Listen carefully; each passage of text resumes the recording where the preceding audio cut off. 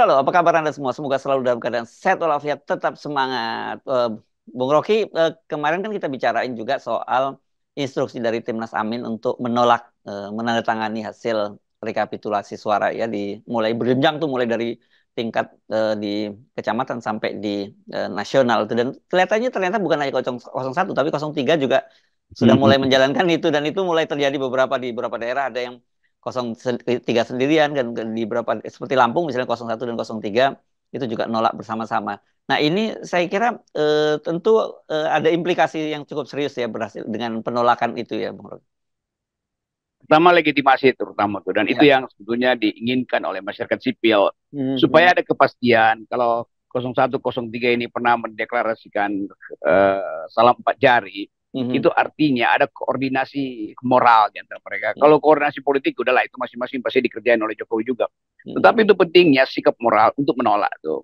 Jadi clear bahwa arah ke angket itu lebih jelas kalau ada tanda-tanda material, itu Mhm. penolakan misalnya. Mhm. Kalau Mhm. diterima kan itu artinya nggak tidak sepenuh hati mau melakukan angket.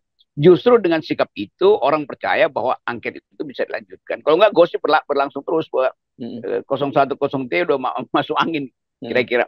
Jadi kelihatannya memang penolakan itu mesti dimulai dari wilayah yang yang uh, yang paling tercecer, yaitu TPS-TPS di daerah. Kalau di Jakarta ya gampang lah. Pada satu waktu tuh orang bisa buktikan itu. Jadi saya kira semacam koordinasi untuk satu orkestrasi baru, Mhm. yaitu tolak hasil pemilu, itu menunjukkan bahwa ada kesadaran baru muncul dari rakyat. Kan terutama ini kan ada desakan rakyat. Kalau nggak ada desakan rakyat ya pasti 01, 03 itu adem-adem aja. Tunggu dipinang lagi oleh Jokowi. Jadi sekali lagi kita lihat bagaimana moral publik itu akhirnya bisa dikondisikan tuh. Dan pengkondisian itu adalah fungsi dari jurnalis-jurnalis kritis, fungsi dari LSM-LSM yang Mhm. berupaya untuk menuntun kembali Indonesia ke jalan demokrasi yang murni. Ya, ya, ya. Jadi ini eh, apa ya, sinyal yang jauh lebih jelas gitu ya, Bung Rocky, yang kita kita tunggu. Tapi saya kira gini, banyak orang juga mulai khawatir tidak hanya melihat soal hasil pemilu, Bung Rocky ya, tentang siapa berkuasa, tapi masa depan Indonesia gitu, karena kelihatan sekali sangat jelas Pak Jokowi itu kelihatannya punya roadmap yang jangka panjang begitu untuk menjadikan Indonesia dia tetap dalam genggaman dia. Itu yang saya kira mungkin yang banyak dikhawatirkan orang gitu. 20 tahun ke depan seperti apa Indonesia begitu, apalagi kan kemudian ada muncul usulan dari misalnya bos lembaga survei Denny JA misalnya mengusulkan agar dibuat koalisi semi permanen gitu ya untuk 20 tahun yang akan datang ke depan dengan backbone-nya itu Gerindra dan Golkar. Itu ide yang bagus juga, tetapi kalau ide itu diucapkan oleh Denny, orang curiga, itu artinya Ya, pesanan ya, baru tuh. ya, Kalau ya. ide itu diucapkan oleh Kodari, orang curiga lagi kan. Jadi sebetulnya kecurigaan itu udah membekas tuh. Hmm. Walaupun kita tahu bahwa memang namanya koalisi itu udah dari awal tanpa ditunjukkan oleh Denny atau Kodari pun sifat koalisi selalu begitu tuh. Ada Hmm. semacam permanensi yang walaupun temporer, tapi dia jadi permanen terhadap dua isu, misalnya isu pajak Hmm. atau isu hak asasi manusia misalnya tuh. Hmm. Nah, sekarang isunya apa tuh? Masa isu yang mau diajukan adalah soal proyek yang didesain oleh Pak Jokowi, kan Hmm. itu artinya kita diminta untuk mendukung 3 periode Pak Jokowi, lalu tambah lagi 3 periode 9 sampai, kan itu konyolnya kan. Jadi Hmm. seolah-olah orang nggak boleh berbeda dengan Jokowi ketika Jokowi udah putuskan IKN dipindahin. Urusan apa itu? Itu nggak ada urusan ideologi di situ kan. Hmm. Koalisi itu adalah urusan ideologi. Kalau dasarnya bagaimana supaya Indonesia 2045 itu selamat sejahtera, loh jinawi, itu bukan urusan ideologi dalam pengertian koalisi. Koalisi bertemu di dalam satu ide, misalnya Indonesia harus menghidupkan kembali ide kooperasi, maka partai-partai yang pro kooperasi anti kapitalis berkoalisi, kan itu namanya koalisi permanen. Masa Hmm. koalisi tentang anggaran, kan itu nggak masuk akal. Hmm. Sementara luar negeri itu perubahan politik, geopolitik dan geostrategis, termasuk geoekonomi, global market ini kan ada dalam situasi yang turbulen, dan nggak mungkin kita meminta supaya calon-calon presiden berikut itu udah ikutin aja apa yang sudah diputuskan 2004 sampai 2045. Ya buat apa ada pemilu kalau gitu kan. Jadi Hmm. poin-poin ini konyol sebetulnya tuh. Yang lebih konyol lagi, dia diusulkan oleh lembaga-lembaga survei yang memang dari dulu dikaji oleh Jokowi, kan itu Ya, aja ya, ya, intinya. ya. Ya, iya, saya sepakat saya kira memang untuk kepentingan-kepentingan yang memang betul-betul ideologis itu penting ya, ada pemikiran semacam itu ya, ada yang memikirkan bagaimana agar supaya tapi sebenarnya itu lebih cocok di negara-negara yang bersifat parlementer kan sebenarnya Bung Rocky untuk Ya, untuk menghindari jatuh bangunnya pemerintahan dan saya kira kita nggak perlu betul. jauh-jauh melongok itu ke negara tetangga ya yang terjadi dengan Barisan Nasional dengan backbone-nya UMNO di situ ya dan kemudian ada partai Cina, kemudian partai India dan sebagainya dan mereka berkuasa Ya, relatif lama di Malaysia sampai 60 tahun seingat saya tahun 70 saat 70 atau 73 betul. mereka mulainya itu. Tetapi dan itu kelihatan akhirnya muncul juga figur yang kuat seperti Mahathir gitu yang kita nggak lihat ada soal nepotismenya pada situ. Kalau Jokowi ini kan mata-mata betul-betul untuk kepentingan keluarga saja gitu. Ini ajaib ini usulan untuk koalisi permanen tapi untuk demi satu dinasti kan itu Betul. konyolnya di situ Iya, kan. iya, iya. Kalau dikasih contoh di Amerika, memang di Amerika itu partai hijau, partai buruh pasti secara ideologis udah ada di pihak Partai Demokrat, kira-kira Hmm, begitu kan. hmm, hmm. Industri-industri minyak, The Seven Sisters itu pasti ada di Partai Republik karena Hmm. berupaya untuk memonopoli perekonomian dengan cara akumulatif. Jadi sebetulnya udah terjadi di dalam sistem Amerika bahkan yang dua partai koalisi permanennya tuh yang mengakibatkan ada sistem dua partai. Jadi kalau sistem dua partai di kita seolah-olah ada oposisi, oke, bagus juga, tetapi ada yang pro Jokowi selama 50 tahun ke depan. Jadi apa gunanya kalau Hmm. semua partai disuruh pro Jokowi? Kan kalau dimulai hari ini artinya semua mesti pro Jokowi itu. Nah, Hmm. tinggalkan dua tiga partai yang beroposisi itu namanya logika ngaco tuh. Mhm. Dan apalagi sekarang kita dengar cawe-cawe dari Pak Jokowi terhadap Golkar begitu ya, yang kemungkinan besar itu akan dia hostile takeover atau mungkin saya nggak tahu ini friendly takeover atau hostile takeover gitu nanti dampaknya. Dan kita tahu itu semua semata-mata bukan untuk kepentingan bangsa dan negara, tapi kepentingan keluarga. Betul, kita pastikan dulu bahwa ide Hmm. itu ide untuk membackup Jokowi supaya dia tidak dipersoalkan oleh penggantinya selama Ya. 50 tahun ke depan. Kira-kira Hmm. begitu kan. Hmm. Kan ini kalau ada korupsi misalnya, tanda-tanda bahwa Jokowi menyelewengkan undang-undang dasar, dan itu setiap pemimpin baru akan mengintai itu supaya dia itu bersih. Bayangkan misalnya kalau Anies yang terpilih, Anies bilang oke, saya akan berkoalisi dengan Jokowi, itu artinya Anies menutupi kejahatan Jokowi kan, Hmm. Hmm. termasuk kejahatan maka di Mahkamah Konstitusi. Kalau Pak Prabowo mungkin lebih lebih lega gitu mengatakan saya berkoalisi, tetapi sampai batas pemilu 2029 aja. Toh setelah itu Gerindra ingin mendalilkan sesuatu yang kita sebut mungkin ekonomi Gerindra itu cara Gerindra berpikir tentang ekonomi beda dengan Jokowi. Tapi nggak mungkin kan Gerindra disuruh berkoalisi itu dengan geng Jokowi. Orang tanya geng Jokowi siapa emang? Lah dia sendiri. Ngapain berkoalisi dengan orang yang hanya memikirkan keluarganya sendiri. Jadi koalisi-koalisian ini yang diusulkan oleh ya tadi saya baca tuh dikirimkan Hmm. saudara Denny Hmm. itu secara teoritis itu batal karena proses awal di dalam koalisi itu tidak seperti yang terjadi di negara-negara yang beradab itu bahwa koalisi secara ideologi secara natural dipertemukan oleh kepentingan yang sama. Ini kepentingan Jokowi diminta di backup oleh 5-6 partai kan itu konyol.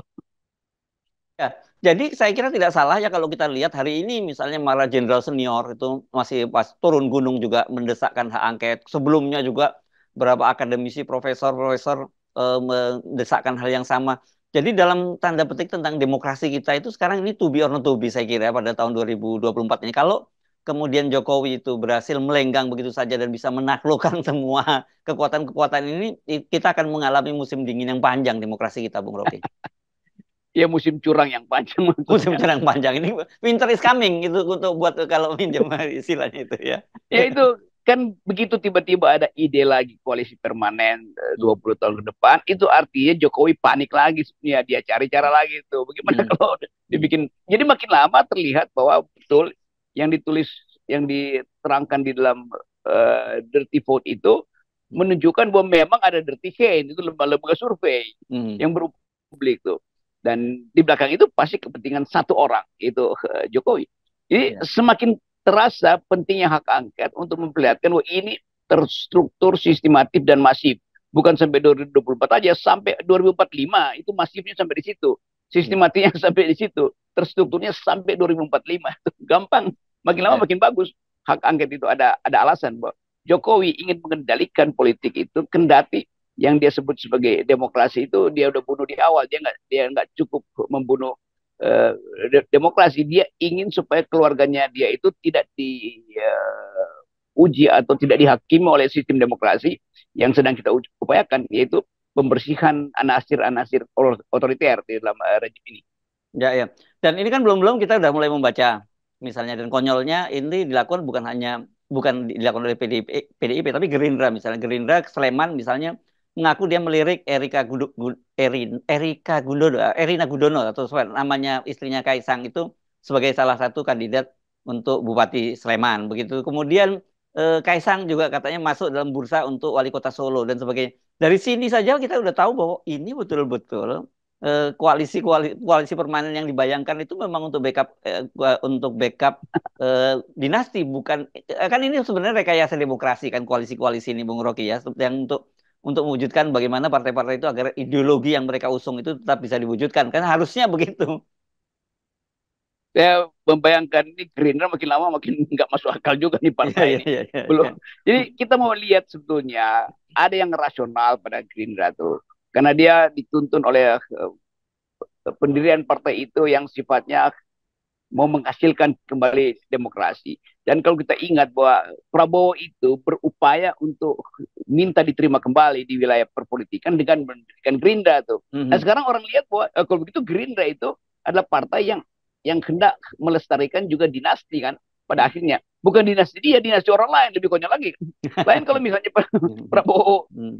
memperlihatkan diri, oke ada dinasti dalam Gerindra. Oh ya, yang mungkin sangat sulit karena sistem rekrutmen di Gerindra itu mulai demokratis. Lama-lama kita lihat bahwa Gerindra juga jadi feodal gitu. Nah, sifat feodal itu terlihat pertama kali dengan justru mengusung keluarga Jokowi yang sedang dia eluk-elukkan.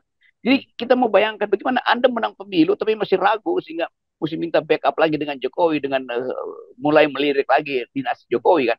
Jadi Mhm. sekali lagi itu memburuknya demokrasi itu betul ditulis oleh para analis asing. Di era Jokowi itu seluruh seluruh rasionalitas demokrasi itu berantakan. Ya. Gerindra meminta itu membaca judulnya aja kita udah mau ketawa. Masa Gerindra Mhm. meminta ya, menantunya Jokowi untuk Mhm. dijadikan pejabat. Kenapa nggak Gerindra sendiri yang taruh di situ Ya, ya, pejabatnya kan? ya, ya. Konyol. Oke, tapi begini Bung Rocky ya, kita kita mungkin masih bisa ketawa-ketawa sama seperti halnya kemarin ketika kita bicara soal bahwa ini mau satu putaran dan anaknya Jokowi yang jadi calon calon wakil presiden dan tanda-tandanya itu akan terwujud.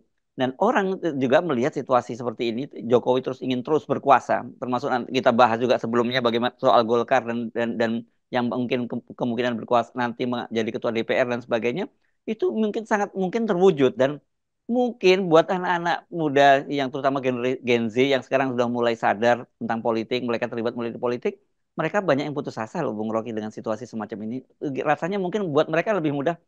Rasanya gue nggak perlu bertahan di Indonesia kalau situasinya semacam ini gitu. Beda dengan kita kan. Iya itu bacaan yang bagus.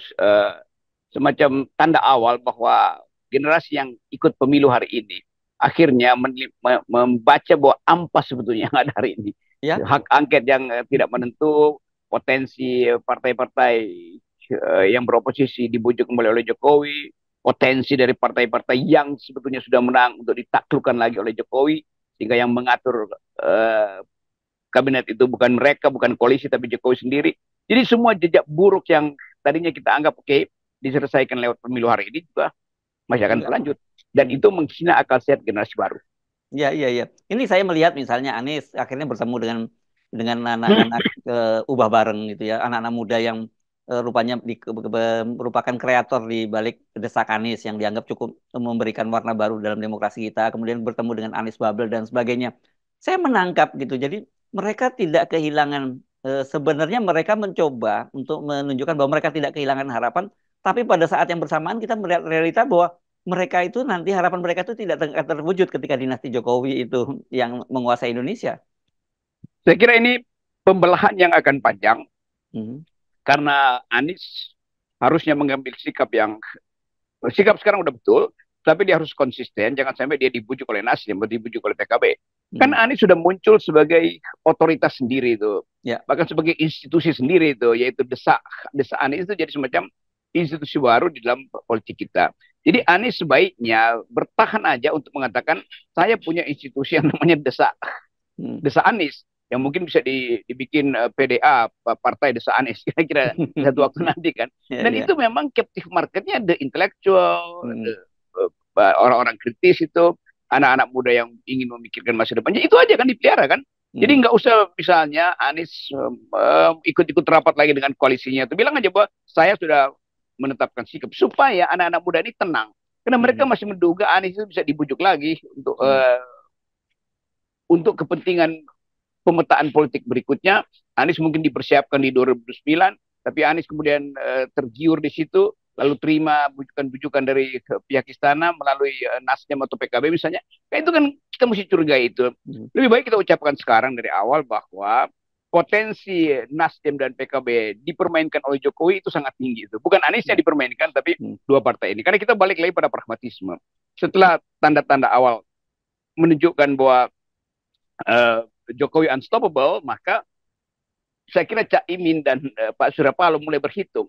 Kalau betul-betul Jokowi menguat, dia nggak punya kesempatan lagi untuk Hmm. bertarung kan, karena hasil pemilu udah ditutup itu. Ya. Jadi sekali lagi, karena sprindik Nasdem dan PKB itu ada di kantong Jokowi, maka dua partai ini pasti akan balik pada pragmatisme. Dan Hmm. saya mesti tuduh aja bahwa dua partai ini sebenarnya dari awal pragmatis. Hmm. Dan Anies yang dijebak di dalam sistem yang pragmatisme itu tuh. Nah sebaliknya eh, siapa nih Anak-anak gengnya muda. Ibu Mega Hmm. mulai Oh. mulai melihat potensi dia untuk menjadi partai yang betul-betul tegak lurus dengan konstitusi dibandingkan dengan mereka yang lain kan. Hmm. Jadi ide tentang angket ini balik lagi menjadi isu PDIP tok itu kan Hmm. nggak mungkin ide angket ini ada pada Nasdem atau PKB kan. PKB numpang pada Megawati. Nah Megawati membaca itu. Jadi kalau Megawati luruskan lagi akal pikirannya dan angket ini berhasil dibentuk, tinggal orang tunggu transaksinya apa? Angket ini mau stop pada pemeriksaan proses atau mau berujung pada pernyataan pendapat bahwa Jokowi bersalah dan itu perlu dimaksudkan. Tapi Ya. sebelum sampai ke situ, kita lihat dulu bagaimana PDIP itu harus di backup lagi supaya jujur mengatakan bahwa kami, Ibu Megawati, sudah menandatangani perintah untuk membentuk pansus angket di DPR. Itu lebih lebih masuk akal. Jadi kalau itu belum ada, kita belum dengar dari Megawati in persona, kita masih duga bahwa Megawati masih sikap. Yes, oke, baik. Terima kasih, Bung Rocky. Oke, Tetap kita nolkan semua kecurangan-kecurangan. oke. Sekali lagi inilah analisis yang bersifat tuduhan. Oke, Yes. yes.